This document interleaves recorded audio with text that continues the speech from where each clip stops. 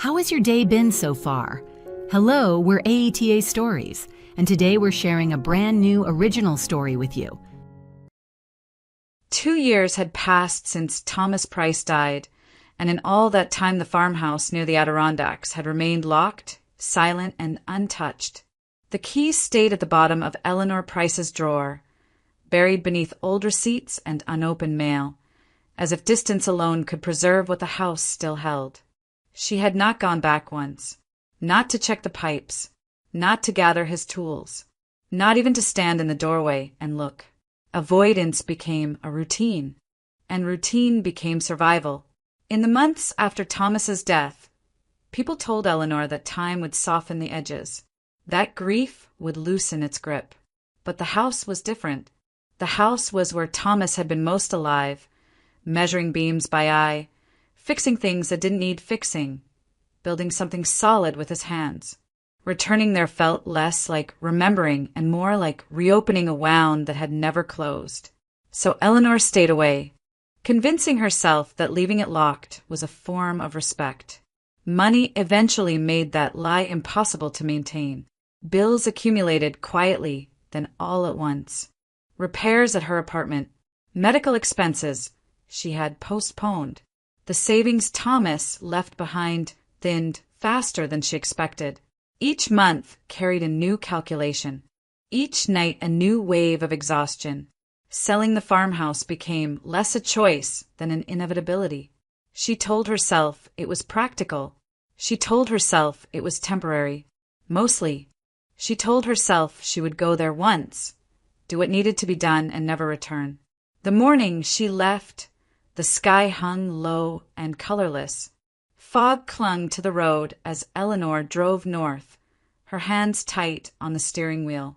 The highway gave way to narrower roads, then to broken gravel paths where the tires crunched and slid. Pine forests rose on either side, dark and still, their tops disappearing into mist. There were no other cars, no signs of life. The farther she drove, the heavier the silence became. She rehearsed what she expected to see: a neglected yard, overgrown weeds, peeling paint, windows dulled by dust and cold. She braced herself for rot and abandonment, for the evidence of time doing what she had been too afraid to do herself. In her mind, the house had aged without her, slowly collapsing into something unrecognizable. That image was easier to accept than the idea of it remaining unchanged. Eleanor felt the familiar pressure in her chest as the turnoff came into view, the same tightening that had followed her since the funeral. She slowed the car, breathing carefully, steadying herself for what waited beyond the trees. She reminded herself that she would not stay long. She would unlock the door, walk through each room, take photographs, call a realtor, and leave. That was all. No lingering, no nostalgia, no looking back. As the farmhouse finally emerged through the fog, Eleanor's foot eased off the gas. She scanned the property automatically, already cataloging what would need to be repaired or replaced. Her mind was prepared for disappointment, for loss made visible in cracked boards and sagging lines. She expected neglect. She expected decay. What she did not expect was the sensation that settled over her as she pulled to a stop. A quiet unease, sharp and inexplicable, slipped beneath the grief she knew so well. Eleanor remained in the car for a moment longer than necessary, listening to the engine tick as it cooled. The house stood ahead of her, silent and patient, holding something she could not yet name. She whispered nothing. She prayed for nothing. Eleanor opened the door and stepped out, carrying with her the weight of 2 years and the resolve to finish what she had begun. Eleanor reached the gate and stopped so abruptly that the seatbelt pulled tight across her chest. She stared at the fence in front of her, uncertain for a moment whether she was looking at the right property. The boards, which had been faded and splintering the last time she saw them, now held a deep, even coat of brown paint. Not glossy or careless, but neat. Recently done. She stepped out of the car and rested a hand on the latch out of habit, bracing for the familiar squeal of rusted metal. The gate opened without a sound. That, more than the paint, unsettled her. The hinges moved, smoothly, freshly oiled. Eleanor felt a thin line of cold slide down her spine as she pushed the gate wider and walked inside. Her eyes were already searching the ground, the corners, the edges where neglect usually announced itself. Instead, she found order. The rose garden stood directly ahead, just as Thomas had designed it. The bushes were trimmed with precision, their shapes balanced and deliberate. The soil beneath them was dark and loose, still holding moisture. Someone had watered them that morning. The climbing varieties were tied carefully to their supports, each knot placed at the correct angle, so the stems would grow without strain. Buds had been cut cleanly, not torn or broken, and new blooms opened in quiet defiance of the season. For a long moment, Eleanor could not move. Thomas had loved these roses with a devotion that bordered on obsession. He researched pruning schedules late into the night, argued with gardening forums, and ordered specialized tools he claimed were absolutely necessary. He wrapped the bushes himself every winter, muttering under his breath as he worked, convinced that one missed detail would cost them everything. Eleanor remembered standing at the kitchen window, watching him measure distances between plants with a ruler, convinced he was exaggerating the importance of it all. He used to joke that once he was gone, the roses would follow, that no one else would bother learning their moods, their timing, the exact balance between neglect and care. Eleanor had believed him. She had expected to find dead branches, dry soil, the slow collapse of something that required attention she had never learned to give. Instead, the garden looked better than it ever had.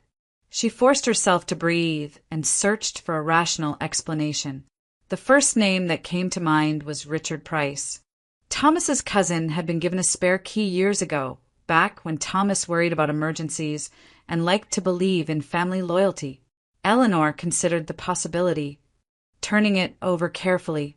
Richard could have come by, she told herself. He might have checked on the place, kept things from falling apart. The idea unraveled almost immediately. Richard had spent the last year complaining about money, about debts that never seemed to shrink, about a business venture that had collapsed under its own weight. He called often enough to borrow small amounts, always promising to repay them soon. Gardening supplies, fresh paint, time spent tending roses. None of it aligned with the man Eleanor knew. He barely managed his own affairs. He certainly did not devote mornings to maintaining someone else's garden out of kindness. She straightened slowly, her gaze moving beyond the roses. The grass had been cut evenly. The path to the porch was clear of debris. Nothing here suggested abandonment. The property did not look preserved out of respect or nostalgia. It looked lived in, maintained with intention. The thought arrived quietly without drama and settled in her chest with disturbing weight. Someone has been here. Not once. Not briefly. Recently. Repeatedly. Eleanor stood still, listening. The air was damp and cool, carrying the faint scent of soil and pine. There were no voices, no movement, no immediate sign of another person. Yet the feeling would not leave her. The garden, which should have been dying alongside her memories, was thriving. It told a story she did not understand and had not prepared for. She turned back toward the house, unease tightening its grip. The grief she had expected was there, heavy and familiar, but now it was threaded with something sharper, something alert. Eleanor took another step forward, no longer certain what she was walking into, only aware that whatever waited ahead was not what she had come to bury. Eleanor approached the front door with measured steps, her body tense in a way she had not anticipated. She reached for the handle, half expecting resistance, but the lock turned easily beneath her fingers. The door opened inward without protest. The air inside was cool and carried a scent that stopped her immediately. Not dust, not mold. It smelled faintly of pine cleaner and something metallic, oil perhaps. a familiar mechanical note that belonged to Thomas. She stepped inside and closed the door behind her, listening to the soft click as it latched. The entryway looked orderly, too orderly. Against the wall, a pair of men's shoes stood neatly aligned, toes facing forward, placed with care rather than convenience. They were not old work boots, left where someone had kicked them off. They were clean, recently worn, and arranged as if by habit. Eleanor's stomach tightened. She moved farther in, her footsteps light despite the quiet house. The living room was intact, furniture uncovered, pillows fluffed. Nothing appeared disturbed, yet everything felt wrong. This was not the frozen stillness of a place abandoned in grief. It was the calm of a space being used, maintained, lived in. She crossed into the kitchen and stopped short. The refrigerator hummed softly. She opened it and stared at the contents in disbelief.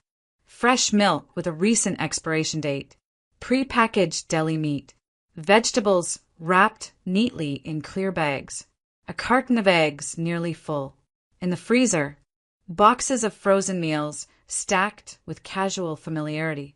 Someone had shopped recently. Someone planned to return. Eleanor closed the refrigerator door slowly, her hand trembling despite her effort to remain steady. Her gaze drifted to the counter. A mug sat near the sink, a faint ring of dried tea clinging to the bottom. It had not been there for weeks. It had not been there when Thomas was alive. The sight of it made her throat tighten, as if the house itself were watching her reaction. This was not vandalism. There were no broken locks, no scattered belongings, no signs of theft, and it was not squatting. Whoever was here had money, time, and a sense of ownership. They treated the house as if it belonged to them. Eleanor backed out of the kitchen and glanced toward the staircase.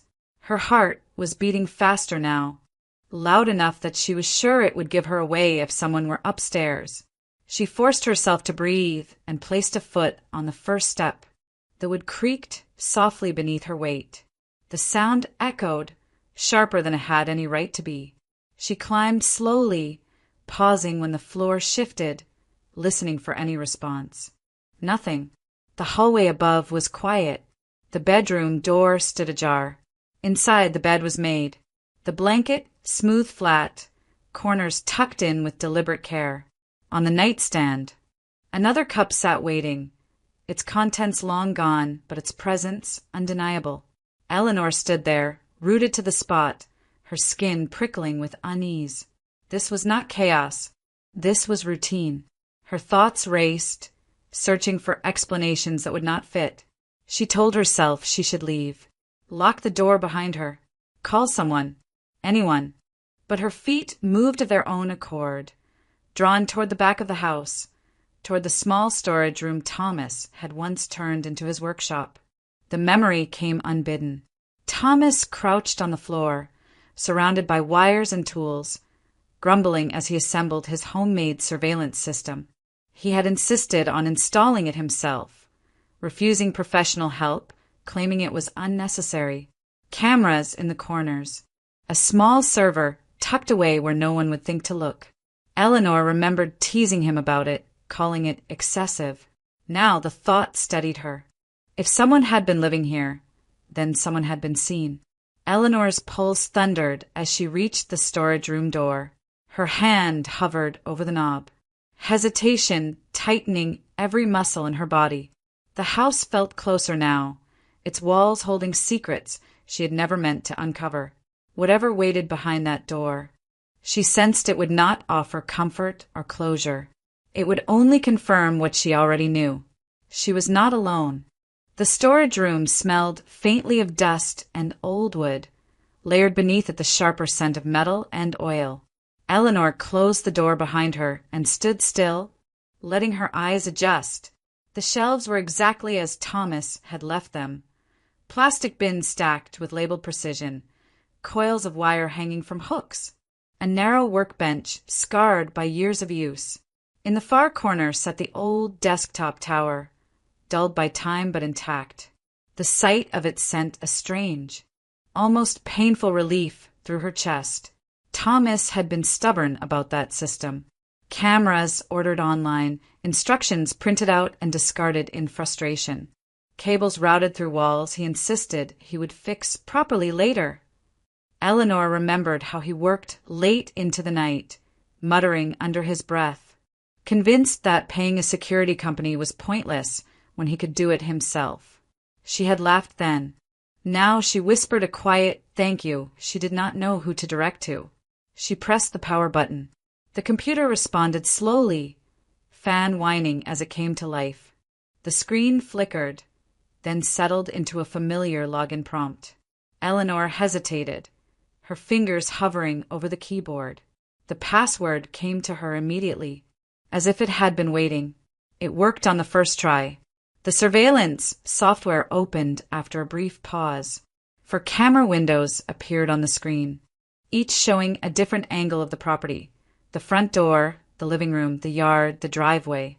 All of them were empty in the live feed. Eleanor swallowed and reached for the archive controls. Her hand shook slightly as she selected the previous evening. The footage loaded. At 8:47 p.m., the front door camera caught movement. The door opened inward, and a man stepped inside with the unhurried ease of someone returning home. Eleanor leaned closer to the screen. The man wore a plaid shirt she recognized instantly. She had given it to Thomas for his last birthday, choosing the color because it brought out his eyes. The fabric hung the same way it had on her husband's shoulders. Richard Price turned toward the camera. Eleanor gripped the edge of the desk as if the floor had tilted beneath her. There was no mistaking him. The familiar slouch, the careless confidence. He closed the door behind him, kicked off his shoes, and walked deeper into the house without hesitation. Seconds later, the staircase camera showed another figure descending. A woman appeared at the edge of the frame, her hair loose, her posture relaxed. She wore a silk robe Eleanor had seen before, had complimented even. The woman passed close to the camera, and her profile came into full view. Margaret Collins. Eleanor's breath left her in a sharp, silent exhale. Her closest friend, the person who had sat beside her at the funeral, who had held her hand, who had called every week to ask how she was coping. Margaret stepped into the living room and leaned into Richard as if the space belonged to them both. He wrapped an arm around her waist without thinking. She rested her head briefly against his shoulder. They moved with ownership. Eleanor watched as they poured wine into glasses taken from the cabinet she had arranged herself. They settled on the couch, legs intertwined, laughter spilling freely into the room. Richard stretched out comfortably, his feet on the coffee table. Margaret teased him about something Eleanor could not hear yet, flicking his arm playfully. They kissed without urgency, without guilt. This was not secrecy. This was routine. Eleanor's vision blurred, not with tears, but with disbelief. Her mind searched desperately for context that did not exist. A misunderstanding, a coincidence, anything that would soften what she was seeing. Nothing came. Her gaze dropped to the control panel. She noticed the audio icon still muted. Her finger hovered over it. Heart pounding, so hard it seemed to echo in the small room. Part of her wanted to turn away, to preserve what little distance she had left from the truth unfolding on the screen. She clicked the icon. The sound crackled briefly, then settled into clarity. Voices filled the room, familiar, unmistakable. Richard's voice carried casual arrogance, the same tone he used when asking for favors he did not intend to repay. Margaret's laughter followed, light and unguarded. They spoke as if no one could hear them, as if no one ever would. Eleanor felt something shift inside her, a cold, hollow sensation spreading through her chest. This was no longer just trespassing. It was betrayal layered upon betrayal, unfolding in real time inside the house she had been too afraid to return to. She remained frozen before the screen, listening, watching, absorbing every movement, every sound. The room around her seemed to recede, leaving only the glow of the monitor and the quiet, irreversible collapse of everything she thought she knew. The truth had not crept up on her. It had walked through the front door, wearing her husband's shirt.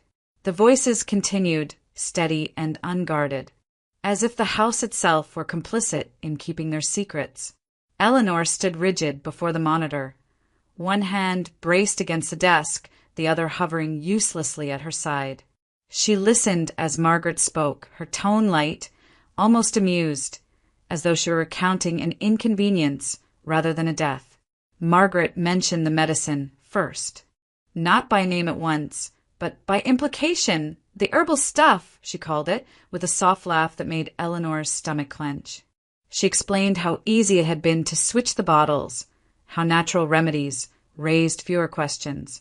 People trusted plants, trusted tradition. They trusted what came labeled as gentle. Her voice remained calm as she described the choice. Cardiac glycosides, derived from plants, slow-acting and subtle. Not the kind that caused immediate collapse or dramatic symptoms. No sudden spikes on monitors. No obvious traces left behind for routine tests to catch. In the right doses, they mimicked exhaustion, stress, a heart that had simply given up. A perfect cover, Margaret said almost proudly. Natural causes. Who would argue with that? Eleanor felt the words strike her with physical force. Her knees weakened, and she leaned harder against the desk to keep herself upright. On the screen, Richard nodded along, his posture loose, his expression unconcerned.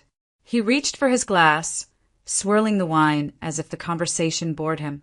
Margaret continued, describing how she had positioned herself as help rather than interference, how she had volunteered to handle the pharmacy pickup when Eleanor was sick, how she reassured Thomas when he complained about the taste, insisting bitterness meant the remedy was working.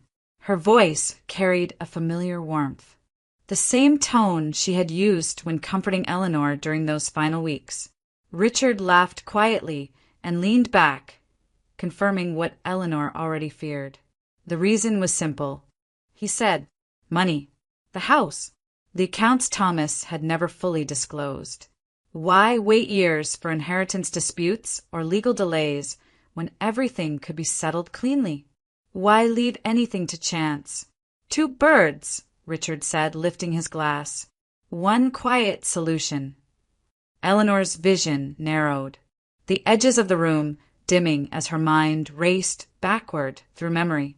Thomas at the kitchen table, grimacing as he swallowed his evening dose, complaining that the pills tasted wrong, bitter, unpleasant in a way they hadn't been before. Eleanor remembered brushing it off, telling him it was probably just a new formulation. She remembered Margaret's reassurance, her practiced confidence, the way she dismissed concern with gentle authority. She remembered the night Thomas woke, drenched in sweat, his heart racing, the way she suggested calling for help, only to be calmed by Margaret's voice over the phone. Let his body adjust, she had said. Natural remedies take time. Eleanor had believed her, trusted her, deferred to her. On the screen, Margaret joked about dosage, about patience. She spoke of timing with clinical detachment, explaining how the symptoms escalated slowly enough to avoid suspicion. Eleanor heard Richard praise her foresight, his words slurred slightly by wine, but unmistakably sincere. The room seemed to tilt. Eleanor's stomach twisted violently. She barely had time to turn away from the desk before the nausea overtook her. She collapsed to her knees, retching until there was nothing left but burning and air. Her body rejected the truth as fiercely as her mind resisted it. When the heaving finally subsided, she remained on the floor, one hand pressed flat against the cold concrete. Grief had lived inside her for 2 years, heavy and suffocating. She had carried it like an obligation, believing it was the price of love. Now it cracked open, spilling something darker in its place. Rage surged where sorrow had once settled, sharp and undeniable. The The grief had been quiet. The rage was not. Eleanor pushed herself upright, her movements slow but deliberate. Her hands trembled as she wiped her mouth with the back of her sleeve. On the screen, Richard and Margaret continued talking, unaware that their confessions were being recorded, preserved, catalogued. They spoke of plans, of selling the house cheaply once Eleanor was worn down, of moving on. Eleanor stared at them, memorizing their faces, their gestures, the ease with which they inhabited the space Thomas had built. This was not a misunderstanding, not a betrayal born of desperation. It was calculated, rehearsed, and executed with chilling patience. Something inside Eleanor hardened. The truth had arrived without mercy, stripping away the last illusions she had clung to. The house was no longer just a place of memories. It was evidence, and Eleanor, kneeling in the shadow of Thomas's tools, understood that grief was no longer enough to carry her forward. She rose slowly to her feet, her reflection faintly visible in the darkened screen. The woman looking back at her was not the one who had driven up the gravel road that morning. Whatever had broken inside her had given way to something else, something steadier, colder, and far more dangerous. The confession continued to play, but Eleanor no longer needed to listen. She had heard enough. The shift happened without warning. Eleanor's eyes flicked to the corner of the screen where the exterior feed ran quietly. Headlights cut through the fog at the edge of the driveway. A familiar sedan rolled to a stop near the gate, its engine idling for a brief moment before shutting off. The timestamp blinked steadily in the corner of the frame. Richard Price stepped out first. Her breath caught. She leaned closer, as if proximity could change what she was seeing. Margaret followed seconds later, adjusting her coat as she moved toward the house with the same unhurried confidence Eleanor had already witnessed. They had not planned to return yet. Not tonight. Then Eleanor saw it, the angle of the camera, the placement of the vehicle. Her car. It sat unmistakably near the porch, visible to anyone approaching the house. A careless mistake. A single oversight that suddenly felt catastrophic. Eleanor's pulse spiked so sharply it made her dizzy. They would see it, if they had not already. She moved instinctively, dragging a flash drive from her pocket and shoving it into the computer's USB port. Her hands shook as she selected files, copying the footage in frantic bursts. The progress bar crawled forward with agonizing slowness. She glanced back at the screen. Richard and Margaret were at the door now. The handle turned. Voices carried through the house, muffled but unmistakable. Richard's tone sharpened as he spoke. Margaret responded, her voice tight, alert. Eleanor heard footsteps crossing the living room. A pause, then louder voices. "Someone's been here," Richard said. Eleanor's stomach dropped. The computer chimed softly as the transfer completed. She yanked the flash drive free, barely registering the sound of it clattering against the desk. The voices downstairs grew louder, more urgent. A door slammed. Drawers opened. Eleanor's name echoed once through the house, sharp and searching. They knew. Panic surged, hot and overwhelming, but Eleanor forced herself to move. She backed away from the desk and scanned the room, her gaze landing on the narrow ceiling panel above the shelves. The attic access. Thomas had installed it himself, insisting on easy entry for wiring and maintenance. Eleanor dragged the folding ladder into place, her movements clumsy with fear. Footsteps thundered on the stairs. She climbed fast, scraping her palms as she pushed the panel open and pulled herself into the narrow space above. Dust filled her lungs, making her cough despite her efforts to stay silent. She closed the panel just as the storage room door flew open below her. Richard's voice cut through the house, sharp with anger. "I know you're here." The attic was low and cramped, beams pressing in on either side. Eleanor crawled forward, her knees grinding against rough wood. She reached the small access window Thomas had cut years earlier, never imagining it would serve as an escape. With shaking hands, she forced it open and pulled herself through. Cold air hit her like a slap. She emerged onto the sloped roof of the attached shed, the shingles slick with moisture. Rain had begun to fall, light at first, then heavier. Eleanor slipped as she tried to stand, her foot skidding sideways. Pain shot through her leg as she slammed against the edge of the roof. She bit back a scream and pushed herself upright, blood already warm against her skin. Behind her, the house erupted with noise. Doors banged. Richard shouted again, closer now. Eleanor slid the rest of the way down the roof, losing control, scraping her arms and legs as she landed hard in the yard below. Her ankles screamed in protest as she stood, but adrenaline drowned out the pain. She ran. The garden blurred as she tore through it, branches snapping against her arms. Thorns ripped at her sleeves, biting into exposed skin. The gate loomed ahead, higher than she remembered. Eleanor climbed, ignoring the barbed wire cutting into her palms. She dropped to the other side and stumbled forward, barely catching herself before she fell again. The forest swallowed her almost immediately. Rain soaked through her clothes as she pushed deeper between the trees, branches whipping her face, roots snagging her feet. Her lungs burned. Her heart hammered so violently she feared it would give her away. Somewhere behind her, she heard shouting, the crash of movement, but she did not look back. She ran until her legs gave out. Eleanor collapsed beside a fallen tree, gasping for breath, rain mixing with blood and sweat on her face. She pressed a hand to her mouth, forcing herself to stay quiet, listening for pursuit. Minutes passed, then more. The forest offered only the sound of rain and distant wind. She had escaped, barely. Eleanor stayed there until the shaking subsided enough for her to move again. When she finally pushed herself upright, her body protested every step. She limped forward, guided by nothing but instinct and the desperate need to put distance between herself and the house. She was alive, injured, soaked, terrified, but alive. And as the forest closed behind her, Eleanor understood one thing with absolute clarity.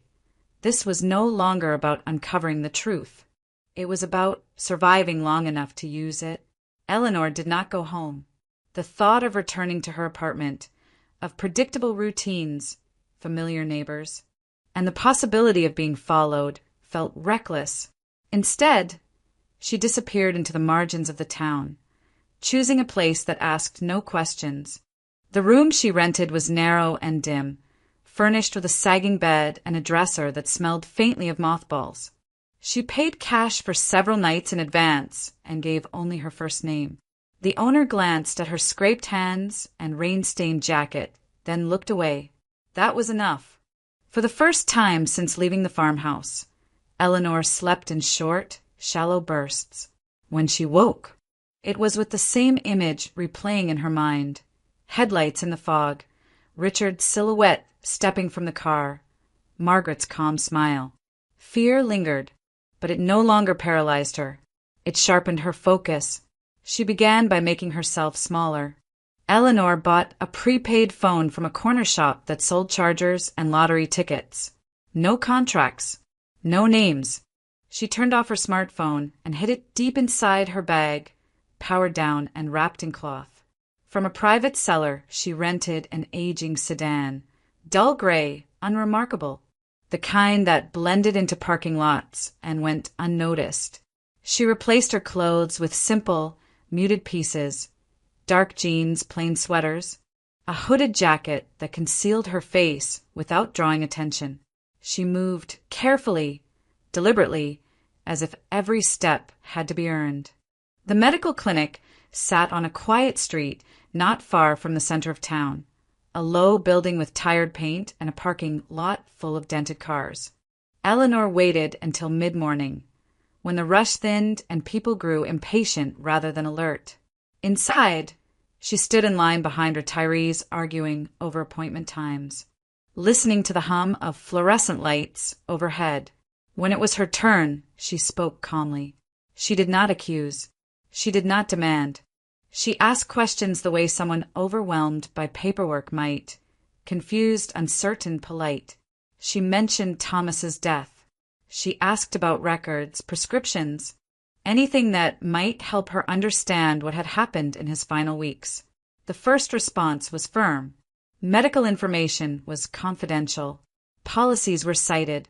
Eleanor nodded, accepting the explanation without protest. She waited. Then she leaned closer, lowering her voice just enough to suggest vulnerability rather than urgency. She mentioned discrepancies she had noticed, prescriptions that did not align with what Thomas had been taking. The clerk hesitated. The conversation shifted, inch by careful inch, toward curiosity. Eventually, Eleanor was directed to a small office at the back. The nurse who met her there was older, her expression weary rather than suspicious. Eleanor recognized that look immediately. She spoke about Thomas with quiet respect, recalling his generosity, his patience, the way he had never missed an appointment without calling ahead. The nurse listened, her posture softening. When the records were pulled, the inconsistencies surfaced quickly. Thomas's usual prescriptions had been issued. That much was clear, but pharmacy records showed they had never been filled. In their place were alternative medications authorized through a signed form. Her signature, supposedly. Eleanor stared at the document, the forged handwriting obvious to her now. The date aligned with a week she remembered vividly, when she had been ill and barely able to leave bed. The nurse frowned, scrolling further. Notes appeared. An intervention. A change justified by concern for side effects and long-term health. The explanation was written confidently, professionally. Eleanor asked one question, carefully measured. Who submitted the authorization? The nurse thought for a moment, then answered. A woman. Well-dressed. Polite. Persuasive. She had introduced herself as a close friend of the family, familiar with Thomas's preferences. She spoke knowledgeably, confidently, and left no room for doubt. Margaret Collins. The name settled into place, without shock this time. Eleanor felt no wave of disbelief, no fresh surge of grief. Only clarity. She requested copies of the relevant documents. The nurse hesitated, then nodded. The copies were made quietly, slipped into a folder that Eleanor accepted without comment. She thanked the woman sincerely and left the clinic without looking back. In the car, Eleanor sat for a long moment, hands resting lightly on the steering wheel. The evidence lay beside her, tangible and undeniable. She did not call the police. She did not confront anyone. Silence, she understood now, was not weakness. It was leverage.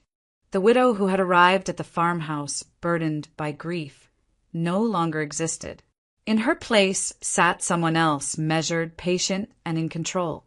Eleanor started the engine and pulled away, already planning her next move. Eleanor did not return to the farmhouse, not in the way Richard and Margaret expected. Instead, she returned in fragments, in suggestions and silences, in carefully placed signs that hinted at her presence, without ever confirming it.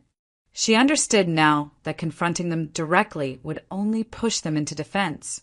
Fear had to be cultivated slowly, allowed to grow on its own. She began by letting them think she was unraveling. When Margaret called, Eleanor answered once, her voice unsteady, breath uneven. She apologized repeatedly, struggled to explain why she had left the house so abruptly.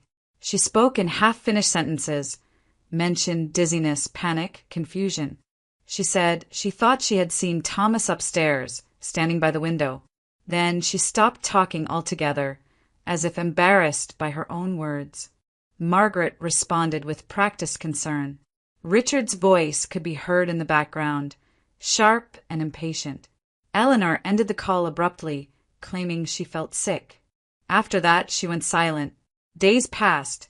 Richard left messages that shifted in tone. At first, they were irritated, accusations about irresponsibility. complaints about leaving a car behind.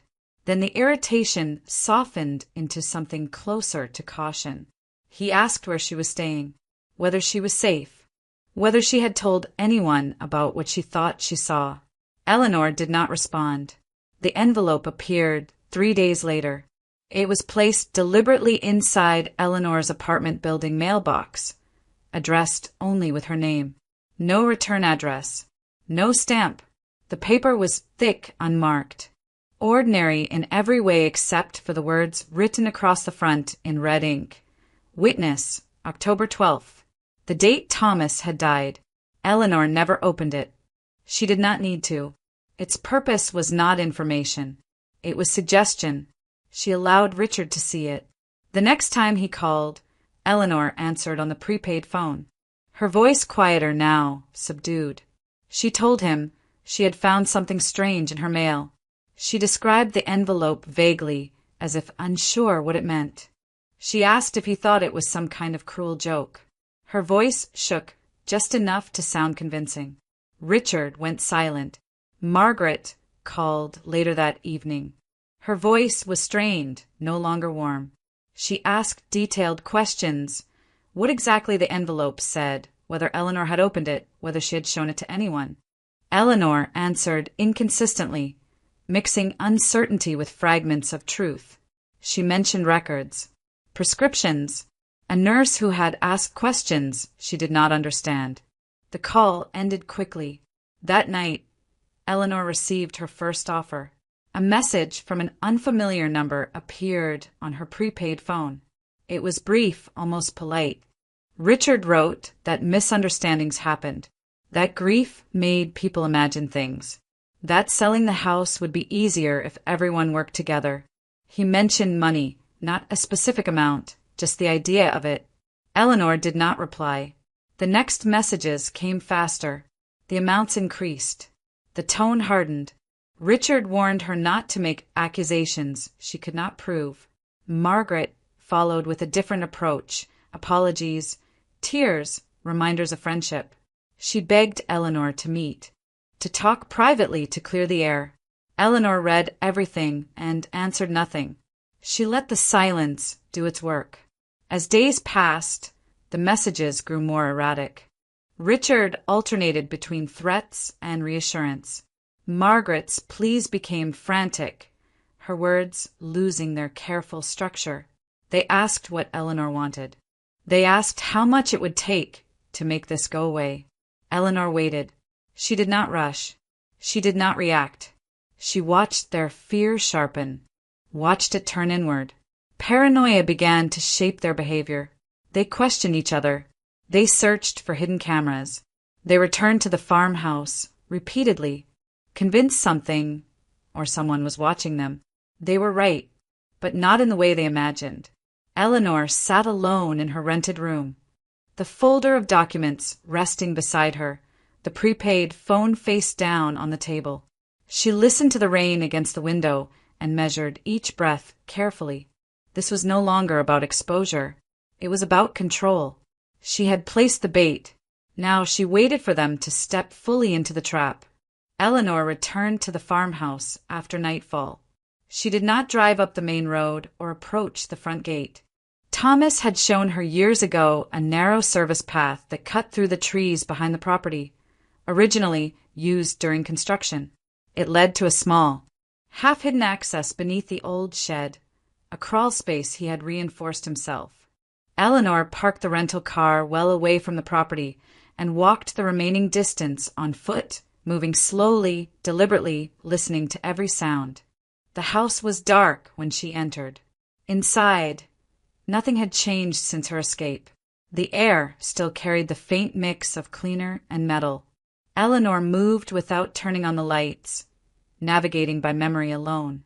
Thomas's habits had shaped the house, and she knew its rhythms as well as he once had. She reached the storage room and opened the concealed panel behind the shelving unit. The old phone Thomas used to control the system lay exactly where she remembered. She powered it on. The smart home interface loaded quietly. Cameras came online first: front yard, driveway, living room, basement, kitchen, hallway. Every angle active. Every microphone live. Eleanor checked the timestamps, then activated the recording sequence she had configured earlier. This time, the footage would not be stored locally alone. It would stream. She moved to the narrow space beneath the stairs and waited. Headlights appeared on the exterior feed just before 11 p.m. The familiar sedan rolled into the driveway, stopping crookedly this time, as if precision no longer mattered. Richard stepped out first, his movements sharp, impatient. Margaret followed, her posture tense, eyes darting toward the windows. They entered the house without ceremony. Richard flipped on the lights, flooding the living room in harsh brightness. He moved quickly now, opening cabinets, checking behind furniture, pulling open drawers with increasing force. Margaret hovered close, wringing her hands, whispering urgently.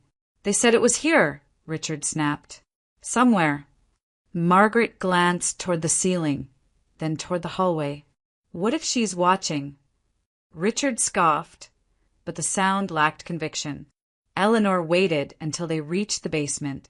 With a single tap on the screen, she cut the lights. Darkness swallowed the house instantly. Margaret screamed, the sound sharp and uncontrolled. Richard cursed loudly, his voice echoing off the walls as he fumbled for his phone. Before the flashlight could activate, Eleanor engaged the locks. A mechanical click rolled through the house, followed by the heavy descent of the exterior shutters. Metal met frame with a hollow, final sound. The house sealed itself. From the ceiling speakers, music crackled to life. Not music at first, static. Then a familiar radio, Tone Thomas, used to play while working. It shifted smoothly into an old recording of his voice. "Don't forget to water the roses," Thomas said. Casual and warm. "They won't last without it." Margaret collapsed to her knees. Richard froze, his breathing suddenly loud in the darkness. "That's not him," he muttered. "That's not real." The lights flickered on briefly in the kitchen, just long enough for Eleanor to place a large envelope on the table. Inside were copies of the medical records, prescriptions, authorizations, expert notes, clearly marked. She returned to the control point as the lights went out again. When Richard and Margaret stumbled upstairs, the envelope was the first thing they saw. Margaret tore it open with shaking hands. She read the first page, then the second, her face draining of color. A broken sob escaped her throat as she slid down the wall, papers spilling across the floor. "She knows," Margaret whispered. "She knows everything." Richard grabbed the documents, scanning them frantically. "These are copies," he said, his voice cracking. "This isn't. This can't be." The speakers came alive again. "This is a live feed," Eleanor's voice said calmly. "Every word you say is being recorded." Richard spun in place, searching for the source. His eyes landed on the small camera mounted high in the corner of the ceiling, its indicator light blinking steadily. "No," he breathed. On the screen in the basement, Eleanor watched as panic finally overtook control. Richard shouted, demanded answers, cursed Margaret for talking too much. Margaret screamed back, blaming him, unraveling under pressure. Accusations spilled freely now, about money, about planning, about how easily it had all been done. Eleanor said nothing. She let them speak. Minutes passed. Confessions layered over each other, careless and complete. Richard admitted the motive without restraint. Margaret admitted the method. Neither noticed the timestamp ticking forward, nor the silent confirmation that the stream was being received elsewhere. The sound of sirens cut through the night. Margaret heard it first. Her head snapped toward the windows as blue and red light flickered faintly through the sealed shutters. She began to sob openly. Richard backed toward the door, testing the handle once, then again, harder this time. It did not move. The shutters lifted slowly as Eleanor released them. Outside, patrol cars filled the driveway, lights reflecting off the house Thomas had built. Officers moved quickly, efficiently, weapons lowered but ready. The front door opened. "Police," a voice commanded. "Hands where we can see them." Richard's shoulders slumped. The fight drained out of him all at once. Margaret did not resist at all. She simply let herself be led forward. Eyes unfocused, makeup streaked with tears. Eleanor stepped out from beneath the stairs and into the light. Neither of them spoke when they saw her. The house fell silent again, its purpose fulfilled. The months that followed unfolded with a steadiness that surprised Eleanor. There was no sudden collapse into chaos, no sensational spectacle. The investigation moved forward methodically, anchored by evidence that left little room for interpretation. The surveillance recordings, the live feed, the medical documentation, and the testimony from the clinic formed a clear sequence of intent and action. Experts confirmed the cause of death, explaining the slow-acting effects of the substances involved and why routine examinations had failed to detect them at the time. In court, Richard tried first to deny everything, then to redirect blame. When that failed, he shifted again, grasping at explanations that unraveled under questioning. Margaret's composure disintegrated faster. She spoke in fragments, contradicted herself, then finally broke down, admitting her role in altering the medication and manipulating access. The judge listened without interruption, the courtroom quiet except for the steady rhythm of procedure. The sentences were firm and measured. No raised voices, no dramatic declarations, just the reading of facts and consequences, delivered with calm finality. Eleanor sat through it all without expression, hands folded in her lap, listening as a chapter of her life closed not with vengeance, but with resolution. When it was over, she returned to the farmhouse one last time. The house felt different now, emptied not only of people but of weight. Eleanor hired a small crew and watched as furniture was carried out piece by piece. The couch where laughter had echoed, the table where wine had been poured, the bed that had been occupied without permission. Everything connected to the crime was removed. Walls were stripped and repainted. Curtains were taken down. The air slowly lost its stale, tainted quality. Only the rose garden remained untouched. The bushes stood quietly along the path, pruned back for the season, alive and waiting. Eleanor knelt in the soil one afternoon, pressing her fingers into the earth, and felt no bitterness there. The roses had survived neglect, manipulation, and time. They had endured without knowing why. In Thomas's old notebooks, Eleanor found a single line written years earlier, almost as an afterthought. "If the house is ever empty, let it be useful to someone who needs it." That was all. Through distant relatives, she found a woman raising 2 young children alone, struggling to afford space and stability. Eleanor offered the house without conditions. No rent, no repayment, just care. The keys changed hands quietly without ceremony. Within weeks, the house filled with new sounds. Children's voices, footsteps running down the hallway, music playing in the kitchen. The routines of ordinary life returned, not as an intrusion, but as a healing presence. Eleanor visited occasionally, sitting in the garden while the children played, watching the roses bloom again under new hands. She felt something settle inside her then, not happiness, exactly, and not relief. It was peace, the kind that arrives after fear has exhausted itself. The truth had not come quickly. It had waited. It had demanded patience, restraint, and silence. But when it arrived, it did not need to announce itself loudly. It simply stood undeniable. Eleanor understood now that what Thomas had left her was not property or money. It was the strength to endure long enough to see the truth through, the ability to wait without surrendering, to act without becoming what she opposed. Justice does not always roar. Sometimes it watches, it waits, and when it arrives, it does so quietly, leaving space for life to return. If you've ever experienced a moment where truth took time, where silence felt heavier than speaking, but mattered in the end, your story belongs here too. Share your thoughts in the comments. Your voice may help someone else find patience where it feels hardest to hold.